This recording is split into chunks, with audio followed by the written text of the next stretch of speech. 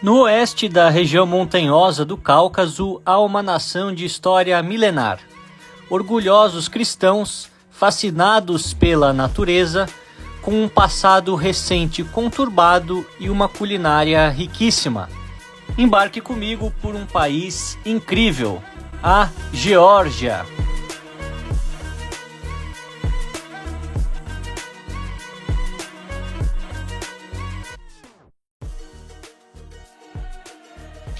Bom pessoal, hoje saindo de Gori, pegamos mais uma vez as vans compartilhadas, herdadas da época soviética, para seguir até a capital Tbilisi, uma cidade grandiosa em um vídeo cheio de histórias e cultura.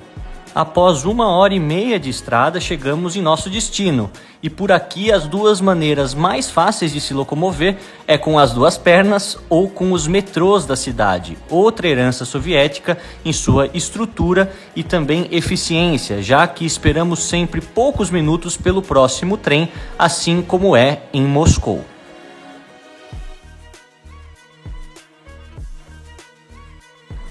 Antigamente era conhecida como Tiflis, hoje Tbilisi, mas sempre com a mesma origem do georgiano, proveniente do adjetivo quente, em referência às águas termais que temos por aqui.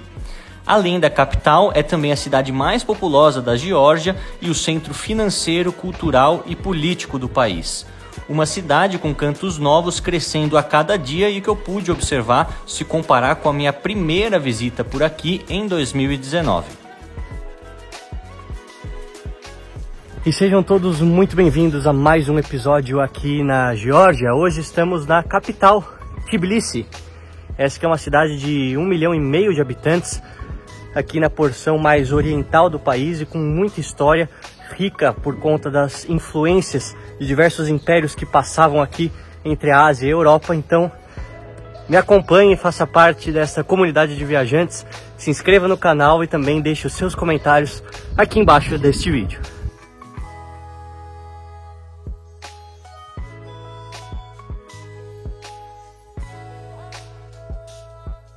Como vocês podem ver, a cidade em alguns cantos é um grande barranco, né? Não é muito bonito em alguns cantos e outros muito bem acabados. São essas contradições que eu sempre mostro para vocês dos países da antiga União Soviética. Até fica me faltando fôlego, não só porque eu tô com um condicionamento físico péssimo, mas porque, você vê, uma escadaria imensa, a gente vai subindo para tentar fazer o caminho mais curto até uma das principais igrejas aqui e mostrar para vocês outro aspecto cultural importante, que é a questão religiosa. Como eu sempre faço para vocês, vamos passar um pouco pela história da cidade. A cidade de Tbilisi foi fundada no século V por um rei georgiano chamado de Vakhtang I. Portanto, são mais de 1.500 anos de história. Desde o século VI se tornou um centro social e econômico da região por estar perto da Rota da Seda, que ligava a Ásia até a Europa e trazia muito desenvolvimento para cá. Isso fez que, por consequência, a cidade se tornasse disputada por inúmeros impérios rivais que dominaram a região do Cáucaso, principalmente o Império Bizantino e depois os turcos otomanos, até que venha a cair sob o domínio do Império Russo. Teve também uma curta república que viveu por aqui entre 1918 e 1921, até a Geórgia se tornar uma das repúblicas socialistas soviéticas por muitas décadas. Por fim, a independência georgiana é estabelecida em 1991. Desde o século IV, o cristianismo ortodoxo tem sido a religião estatal da Geórgia e é, até hoje, um dos principais elementos da identidade nacional dos georgianos, além de sua língua e alfabeto peculiares, uma situação muito parecida com os seus vizinhos, os armênios. A atual Constituição do país reconhece o papel especial desempenhado pela Igreja Ortodoxa Georgiana na história do país, apesar de estipular de maneira clara a separação entre Igreja e Estado.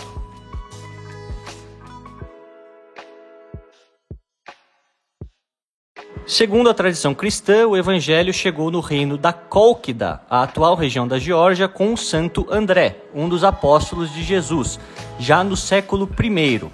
A efetiva conversão da região ao cristianismo acontece apenas no ano de 337, após a pregação da Santa Nino, algo que já contei para vocês em um dos vídeos anteriores.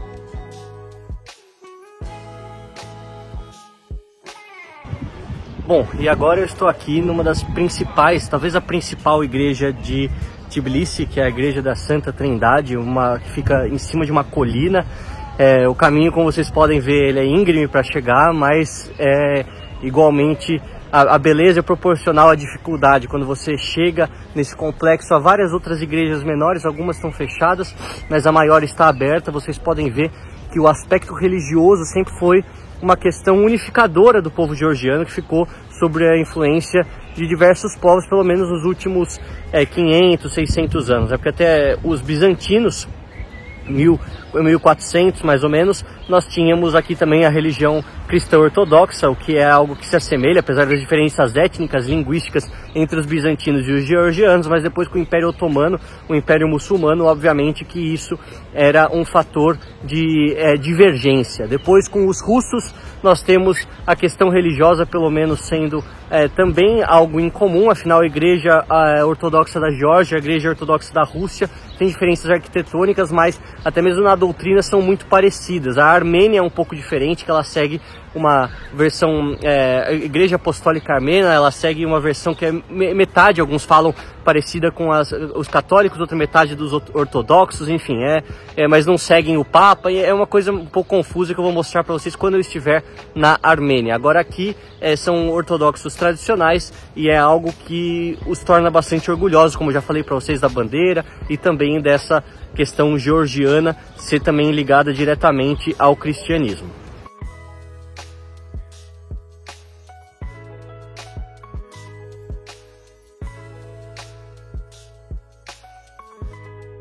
E obviamente que a religião, cada um tem a sua. Se você não tiver religião também não tem problema nenhum, mas no aspecto das viagens eu acho algo interessante a se mencionar. Você ter o conhecimento de alguma religião, quando você visita um povo que é muito religioso, isso acaba te ajudando. Por exemplo, eu não sou muçulmano, mas eu tenho um conhecimento um pouco acima da média da religião islâmica, por ter estado em mais de 20 países, ter vários amigos que seguem essa religião, etc. Então, você mostrar o interesse, mostrar conhecimento, ele é já uma quebra de barreira para que você possa se aproximar daquele povo e ter uma conversa um pouco mais pessoal.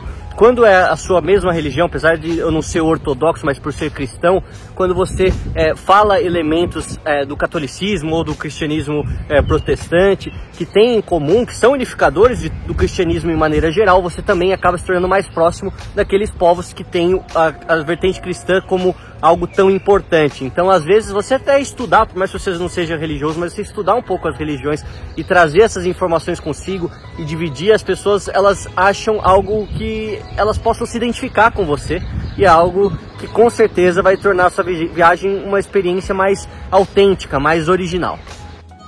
A região sob o domínio dos turcos otomanos foi apenas libertada do jugo islâmico pelo Império Russo, isso no início do século XIX, o que fez com que a liderança da independente Igreja Ortodoxa Georgiana fosse cada vez mais tomada por clérigos de origem russa.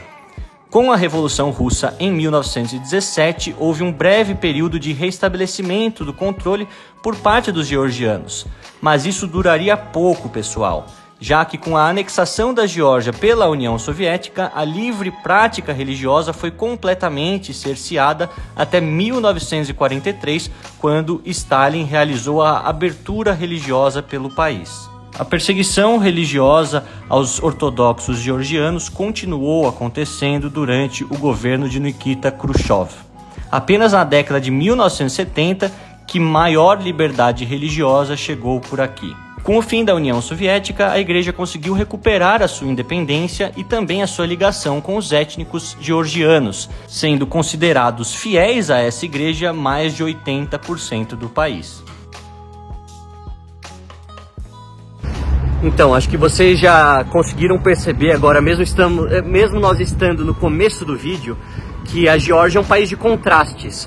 Apesar da desigualdade social não ser tão grande quanto no Brasil, nós vemos uma desigualdade arquitetônica. Em cada canto há uma grande diferença no estilo das casas, em como elas estão bem cuidadas ou não bem cuidadas. Aqui a gente vê, por exemplo, esse bairro que eu tô, que é um pouco mais distante do centro histórico, ele tem muitas pichações, mas é um país, de maneira geral, bastante seguro.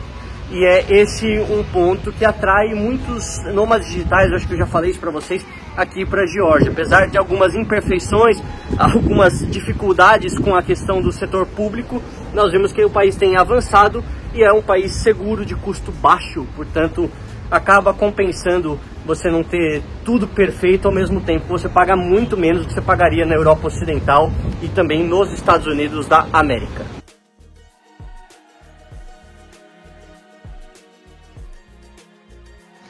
As alamedas subterrâneas soviéticas não escondem o passado recente, mas a arquitetura moderna de pontes e estações espalhadas no centro da cidade revelam as mudanças rápidas que estão acontecendo por aqui nas últimas 2 décadas. Algo interessante de se observar é como a demografia da cidade mudou nos últimos 150 anos. No final do século XIX, no ano de 1897, a cidade era praticamente 1/3 composta por armênios, 1/3 por russos e 1/3 por georgianos. No século XX, houve uma grande migração de outras partes da Geórgia para a capital, fazendo com que desde 1960 os georgianos já fossem a maioria na cidade. Um ponto interessante é que, apesar da Geórgia politicamente e no aspecto do suporte ideológico, moral, estar do lado da Ucrânia, a guerra na Ucrânia fez com que a Geórgia enriquecesse muito durante os últimos 1 ano e meio, provavelmente 2 anos, né? A guerra vai continuar acontecendo, pelo grande fluxo de russos e de ucranianos, trazendo muito capital, não só aqueles refugiados de menor poder aquisitivo, mas muitos daqueles de muito poder aquisitivo, porque a Geórgia, para esses países da antiga União Soviética, muitas vezes não requer o visto e, portanto, eles acabam escolhendo vir para cá pela proximidade geográfica, pelas facilidades documentais. E aí a gente vê que o PIB parece que no último ano cresceu quase 10%, é uma loucura, e tem sido positivo, obviamente, colocando todos as aspas, né, para a economia georgiana, o conflito na Ucrânia.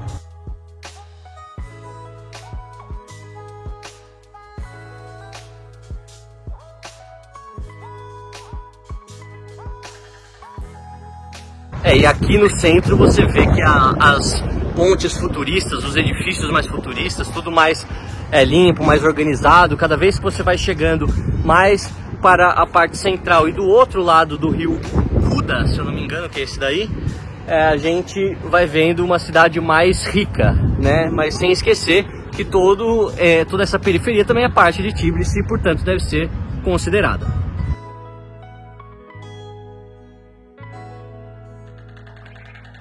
Aqui você pode também fazer um passeio com um bondinho, algo que eu fiz na minha última visita lá em 2019.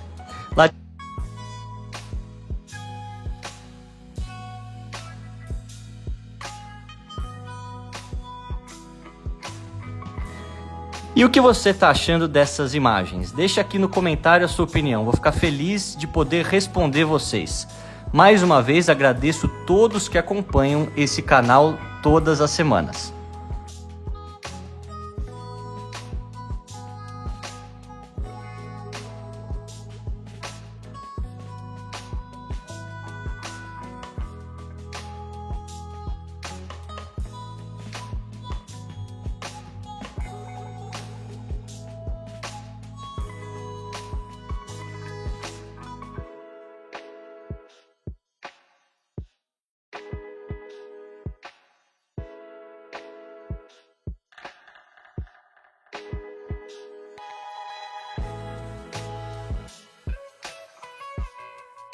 Bom, os 300 anos de ocupação otomana são também visíveis na arquitetura aqui no centro histórico. Nós temos os banhos turcos, né, os banhos sulfúricos, qualquer coisa assim, acho que o nome, a tradução esteja errado, mas são os banhos termais.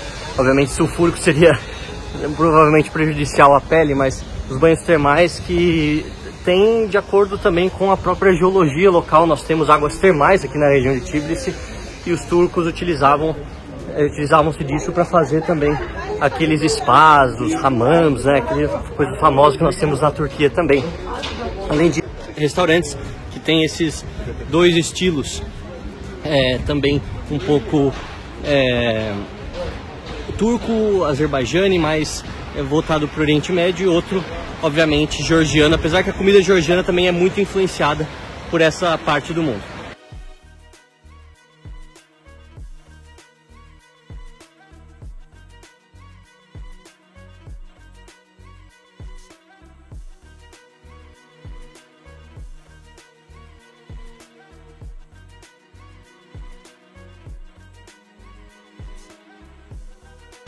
Como vocês podem perceber, o boom do turismo aqui tem proporcionado ruas meio cheias em algumas épocas do ano, principalmente agora que a temperatura começa a subir.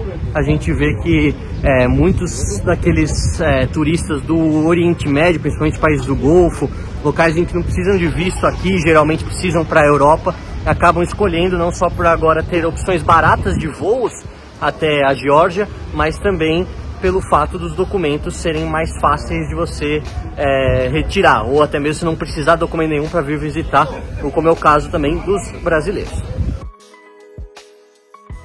Apesar dessas belezas da arquitetura e cultura cristã ortodoxa que vemos,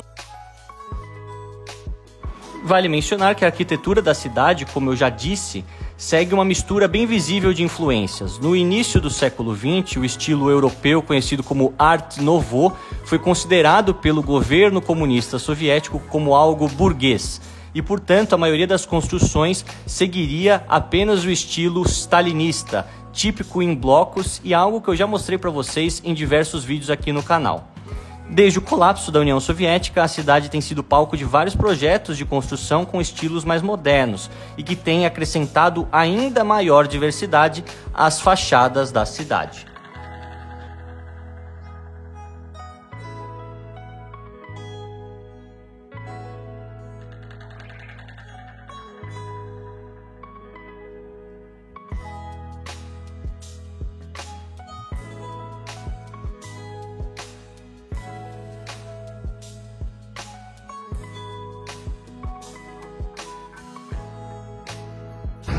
Bom, vocês podem ver que é uma cidade também com um centro histórico muito bonito, muito arrumado.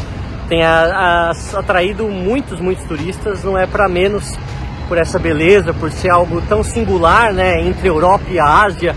Tem alguns hábitos europeus, como a própria cidade de estrutura baixa, com o rio cortando.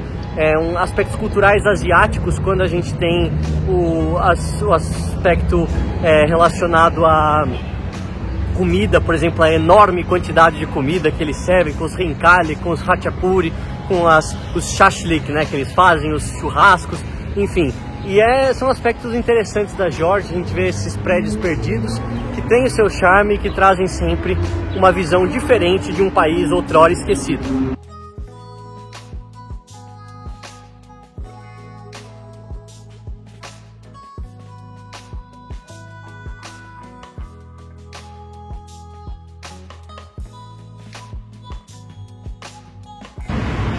Bom, pessoal, eu aproveito que eu tô aqui na Ponte da Paz, um dos marcos aqui da cidade de Tbilisi, muito bonita, muito moderna. Essa ponte é só para pedestres, há outras que os carros também podem ultrapassar, para contar algo que eu venho prometido nos últimos vídeos da série da Geórgia, falar sobre a situação política das províncias, ou pelo menos os territórios que foram tomados pelos russos ou declararam sua independência unilateralmente. Nós temos na parte do Mar Negro a Abkhazia, que a capital é Sukhumi, e que desde o começo da independência georgiana, lá para os anos 92, 93, houve uma guerra na qual esse território declarou a sua independência de forma unilateral da Geórgia e teve o reconhecimento da Rússia, se eu não me engano, que também provê toda a proteção militar. Inclusive, se você atravessar da Geórgia para a Abkhazia é bastante difícil, apesar de ser possível. O jeito mais fácil é vir proveniente de Sochi, na Rússia, e chegar diretamente à Abkhazia. Inclusive é um ponto muito comum das férias de verão dos russos que aproveitam essa localidade paradisíaca, alguns falam, no Mar Negro. E as relações obviamente são muito ruins. No episódio da Transnistria, vocês sabem que eu já falei para vocês sobre essa região, que é uma das poucas que aparecem exatamente a bandeira dentro do território lá em Tiraspol.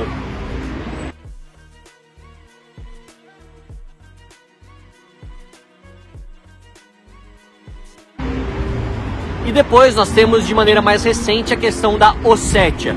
Para que vocês consigam compreender a questão da Ossétia, é necessário compreender que na Rússia, na parte do Cáucaso russo, ou seja, do outro lado da fronteira, que antes fazia também parte da União Soviética, nós temos diversos povos. Nós temos os circassos, se eu não me engano, os chechenos, temos os ingushétios, do pessoal do Daguestão, temos os ossétios.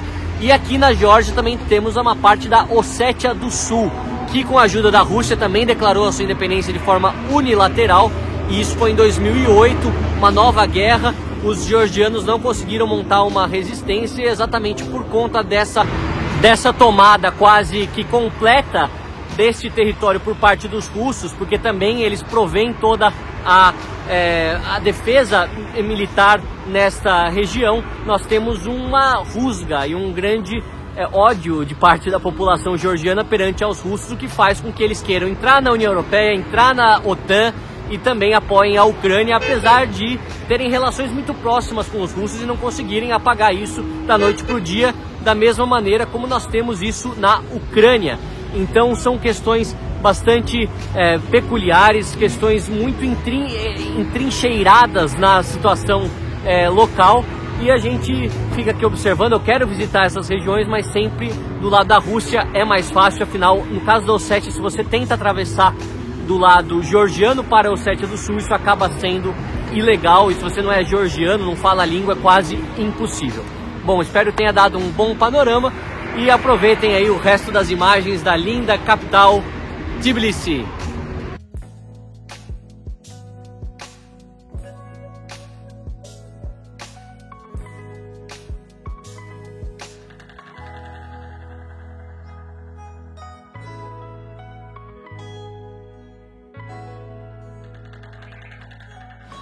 No final da tarde, continuei passeando pela belíssima ponte antes de ver a noite cair e, para me despedir da Geórgia, um último Khachapuri no capricho.